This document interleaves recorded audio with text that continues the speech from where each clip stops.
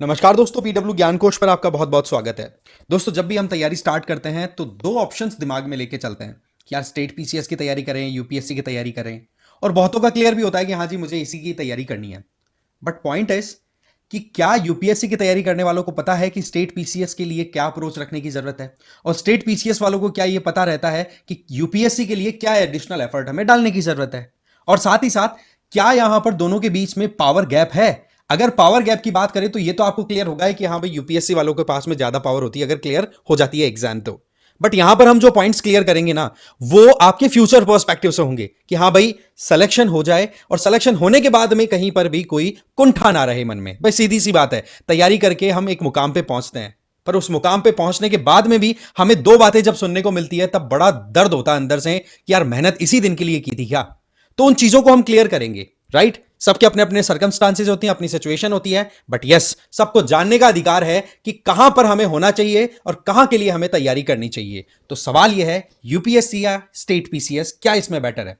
देखो, मैं आपको एक सिंपल सी बात बताता हूं। जब भी हम कोई सपना देखते हैं तो हमारे सामने बहुत सारी चीजें होती हैं, था एक कहते हैं ना कि अनलिमिटेड अपॉर्चुनिटीज का स्कोप दिखाई पड़ता है। बट पॉइंट हमारे सामने जो निकल के आता है वो ये कि हमारी जो खुद की सिचुएशन है वो कितना पुश कर रही है, किस एग्जाम के लिए हमें ज्यादा आगे बढ़ाने की कोशिश कर रही है। तो यहां पर पॉइंट ये है कि जो यूपीएससी की तैयारी कर रहे हैं तो उन लोगों को देखो सीधा आईएएस आईपीएस या टॉप रैंक की जो एडमिनिस्ट्रेटिव और पुलिस सर्विसेज हैं वो मिलती हैं। वहीं पर स्टेट पीसीएस को जो कोई क्लियर करके जाता है तो उन इंडिविजुअल्स को कहीं ना कहीं जो सेंट्रल लेवल की ऑल इंडिया सर्विसेज से सेलेक्ट होकर के आए हुए इंडिविजुअल्स होते हैं ना, उन्हीं के अंडर में काम करना होता है। क्योंकि ऐसी सर्कमस्टांसेस बन जाती है, मानो कि आप एसडीएम बन गए, ठीक है, आप अपने स्टेट पीसीएस की एग्जाम क्रैक करके आप बन गए एसडीएम, और आपके जस्ट ऊपर एक ऐसा बंदा एसडीएम बने, वो बहुत टाइम दे करके 10-15 साल का आराम से बढ़िया टाइम दे करके फिर आपकी पोजीशन एसडीएम रैंक की बनी।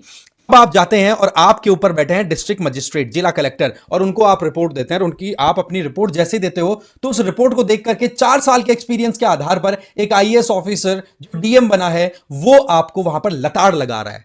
तब आपको रियलाइज हुआ कि यार वाकई में कुछ तो अभी भी कमी हमने छोड़ दी। तो ये वो समय हो चुका होगा जिस टाइम पर शायद आप यू टर्न नहीं ले सकते, क्योंकि उम्र ज्यादा निकल चुकी, पढ़ाई कब की छूट चुकी है। बट पॉइंट ये आता है कि यार अब मैं क्या करूं।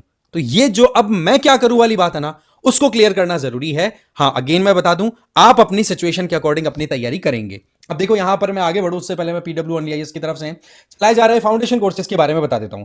जो लोग 2026 की तैयारी कर रहे हैं वो लोग संकल्प ज्वाइन कर सकते हैं, अगर वो इंग्लिश या हिंदी में तैयारी करना चाहते हैं। टाइटन ज्वाइन कर सकते हैं इंग्लिश वाले। सिमिलर मैनर में 2025 के लिए जो टारगेट करके चल रहे हैं वो प्रहार ज्वाइन कर सकते हैं इंग्लिश और हिंदी वाले, और टाइटन ज्वाइन कर सकते हैं इंग्लिश वाले। ठीक है, इसमें आपको लाइव एंड रिकॉर्डेड क्लासेस मिलेगी। नंबर 1, इसमें जीएस की क्लासेस तो हैं, साथ ही साथ आपको सीसेट की क्लास मिलेगी। फिर बात आती है प्रैक्टिस की, तो इसमें एमसीक्यू और मेंस आंसर राइटिंग प्रैक्टिस दोनों इंक्लूडेड है, और साथ में आपको जीएस कवर कराने के लिए ई बुक्स भी प्रोवाइड की जाती हैं। एडमिशन बिल्कुल ओपन है, लिंक आप डिस्क्रिप्शन बॉक्स में चेक कर सकते हैं। आप मुझे फॉलो कर सकते हैं टेलीग्राम पर इस क्यूआर कोड को स्कैन करके। मेरा नाम है रजनीकांत लाटा। तो बात कुछ ऐसी है कि जब सपना देखो तो कुछ बड़ा देखने में क्या घाटा है, और कम से कम सच्चाई तो हमें पता होनी चाहिए। देखो, स्टेट पीसीएस में कोई भी अगर एग्जाम को निकाल के जाता है तो सीधी बात है वो हाईएस्ट रैंक पर क्या जा सकता है। हाईएस्ट रैंक की अगर बात करें तो वो इंडिविजुअल हाईएस्ट रैंक पर एक कमिश्नर की रैंक तक पहुंच सकता है। मैं सीधी बात बता दूं, ये आपके सामने दो टेबल्स में यहां पे लेकर के आया हूं। एक टेबल ये है स्टेट पीसीएस की और एक तरफ आपकी यूपीएससी की।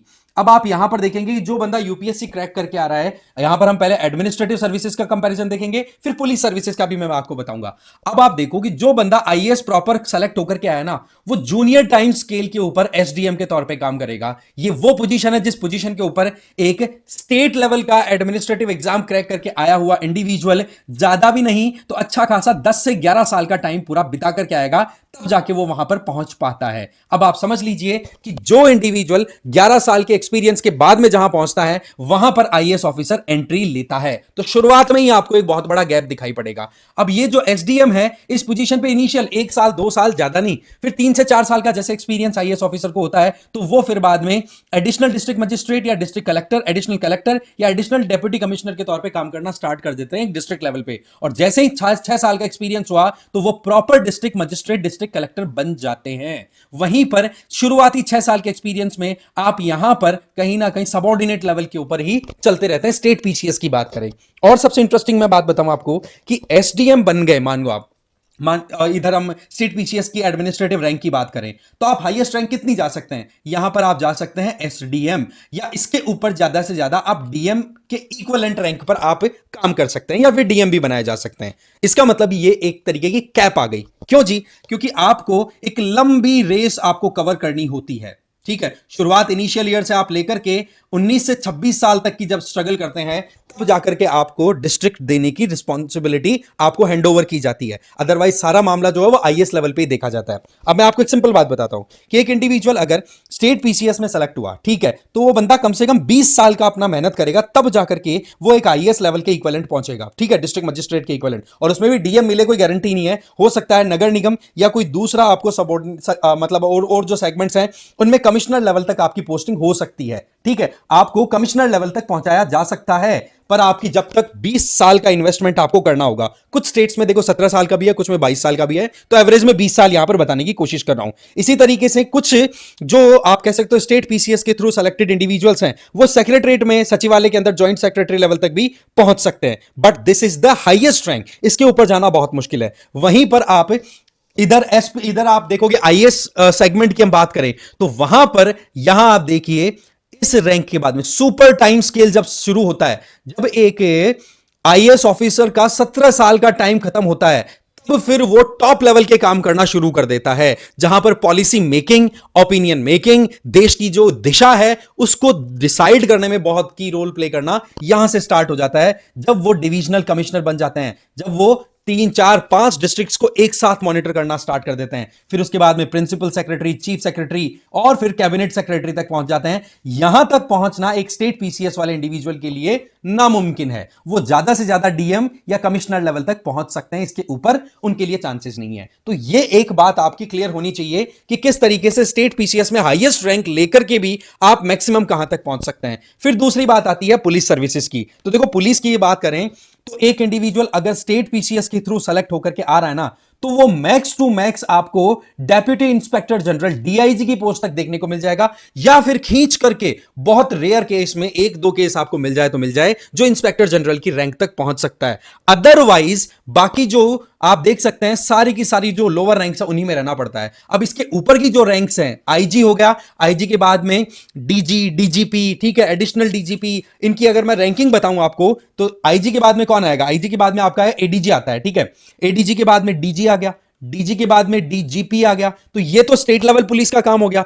यहां तक लगभग इंपॉसिबल है। इंपॉसिबल क्या, जाते ही नहीं है। मैक्सिमम मैंने बताया आपको कि डीआईजी या फिर आईजी रैंक खींच करके एक इंडिविजुअल जो स्टेट पीसीएस के थ्रू पुलिस में एंटर हुआ है वो पहुंच पाएगा। इसके अलावा CISF, CRPF, NIA, CBI, intelligence bureau, इनके जो डायरेक्टर जनरल बनते हैं, इनके जो हेड्स बनते हैं, वो सारे आईएएस ऑफिसर्स होते हैं। वहां पर एक स्टेट पुलिस कैडर से आए हुए इंडिविजुअल को कोई स्कोप दिखाई नहीं पड़ता। अब आप देखो यहां पर कि एक इंडिविजुअल यहां से डीएसपी की रैंक पे एंट्री लेता है, ठीक है, तो वो हाईएस्ट कहां तक पहुंचा? आईजी, मैंने आपको बताया मैक्सिमम। और इधर आईएएस ऑफिसर जो होता है वो डीएसपी का टैग तो उसको ट्रेनिंग के टाइम पर ही मिल जाता है। फिर उसके बाद में वो जब वो अपनी जॉब देने की जॉब स्टार्ट करना शुरू करते हैं तब वो additional superintendent of police, ASP हैं, उसकी रैंक पे काम करते हैं। अब आप देख लो यहां से कि कितना ज्यादा एक वेरिएशन दिखाई पड़ रहा है कि कितना टाइम आप बिताओगे तब जाकर के काम होगा। तो यहां से हमें एक चीज क्लियर करनी है कि एक इंडिविजुअल जो डायरेक्ट आईएएस के तौर पे रिक्रूट हुआ है, अपॉइंट हुआ है, वो इंडिविजुअल 13 से 17 साल के अंदर उतना कुछ अचीव कर चुका होता है जो स्टेट पीसीएस के थ्रू एक अगर किसी भी लेवल का एडमिनिस्ट्रेटिव ऑफिसर हो किसी भी स्टेट का, मैक्सिमम जो रैंक गेन कर रहा है उसने पूरी अपनी सर्विस के ड्यूरिंग अचीव की है। मतलब 13 साल, और 13 साल से 17 साल ऑफ आईएएस इक्वल्स टू पूरी complete service of state PCS officer. समझ गए? तो ये एक आपको डिफरेंस समझने की जरूरत है। तो ये बात ठीक है कि देखो दोनों लेवल का अपना अपना काम है, अपने अपने सर्कमस्टांसेस को देखते हुए एक इंडिविजुअल आगे बढ़ता है, बट एक ये रियलिटी चेक होना हमारे लिए बहुत ज्यादा जरूरी था जो मैं यहां पर आपके सामने क्लियर करने की कोशिश कर रहा हूं। अब पॉइंट ये है कि इन दोनों एग्जाम्स के बीच में आईएएस और आप कह सकते हो यूपीएससी और ये जो 2 एग्जाम्स की हमने बात की है स्टेट पीसीएस, इनके बीच में क्या कुछ सामंजस्य बिठाया जा सकता है? तो देखो सिंपल सा एक मैं फॉर्मूला बताता हूं आपको। स्टेट पीसीएस की अगर कोई प्रिपरेशन कर रहा है तो सीधी बात है आप अपनी एग्जाम क्रैक करो, बट टारगेट आप यूपीएससी का जरूर रख सकते हैं। एग्जाम अपना पहले क्लियर कर लो यहां पर, और उसके बाद में आप यूपीएससी के लिए एडिशनल एफर्ट डाल सकते हैं, जो आपका प्लान अकॉर्डिंगली आप कर सकते हैं। इसके लिए क्या करना होगा, जिस दिन आपका फाइनल रैंक या फाइनल लिस्ट में नंबर आ जाए, क्योंकि स्टेट पीसीएस के अंदर आप सबसे सबसे जो इंपॉर्टेंट बात आपको क्लियर, कितने प्रोटेस्ट हुए, एमपी में प्रोटेस्ट हुए, यूपी में प्रोटेस्ट हुए, बिहार में प्रोटेस्ट हुए, तो हर किसी के दिमाग में आता है कि यार यहां पर बहुत ज्यादा फर्जीवाड़ा होता है। इवन मैंने कई कमेंट्स भी देखे थे कि सर इसको आउटसोर्स कर देना चाहिए, यूपीएससी को एग्जाम्स कंडक्ट करा देनी चाहिए। तो यहां पर आप अपने स्टेट की एग्जाम की प्रिपरेशन कर रहे हैं ना, जैसे ही आपको लगे कि हाँ जी सिलेक्शन अपना इंश्योर हो गया, रैंक अपनी आ गई, तो आप उसी तैयारी को एक्सटेंड करते हुए 9 महीने का एडिशनल एक एफर्ट डाल दो। तो ऐसे में स्टेट पीसीएस का तो आपका सिक्योर होने के बाद में यूपीएससी की तरफ जंप कर सकते हो। एक तो ये मैनर है आपका इंडक्टिव, एक होता है डिडक्टिव, कि हाँ भाई यूपीएससी की तैयारी कर रहे थे बट लग रहा है कि यार बहुत मुश्किल हो रहा है, सिलेक्शन हो नहीं रहा, प्री नहीं निकल रहा, मेंस नहीं निकल रहा, तो बैकअप में कुछ तो लेकर के चलें। तो आपको कुछ नहीं करना, यूपीएससी के सब्जेक्ट के अकॉर्डिंग, रिक्वायरमेंट के अकॉर्डिंग आपने तैयारी की है ना, आपको यहां पर 3 से 4 महीने एडिशनल दे देना है अपनी स्टेट की रिक्वायरमेंट के अकॉर्डिंग, जिस स्टेट पीसीएस की प्रिपरेशन कर रहे हो। तो यह आपका एक बैकअप प्लान भी हो जाता है। तो प्लान बी के तौर पर यूपीएससी एस्पिरेंट्स के लिए हमेशा स्टेट पीसीएस रहता है, और बहुत से लोग अनफॉर्चुनेटली यूपीएससी को क्रैक नहीं कर पाते हैं, तो वो यहां पर स्टेट पीएससी में इतना शानदार परफॉर्म करते हैं कि टॉप रैंक्स तक वो गेन कर जाते हैं। तो ऐसे में देखो दोनों के बीच में डिफरेंस क्या है, कौन कहां पर पावरफुल है, बट अगेन आपको अपनी सर्कमस्टांसेस को ध्यान रखते हुए अपनी तैयारी करनी है। बट एक रियलिटी चेक जरूरी था जो मैंने यहां पर देने की कोशिश की है। तो इस तरीके से आप अपनी तैयारी को एक अच्छा पुश दे सकते हैं। बाकी पीडब्ल्यू ओनली आईएएस की तरफ से जो आपको सपोर्ट दिया जा सकता है वो मैं ऑलरेडी आपको बता चुका हूं। इस मामले में अब आपकी क्या राय है, कमेंट करके जरूर बताएं। इस वीडियो में इतना ही था। Thank you so much.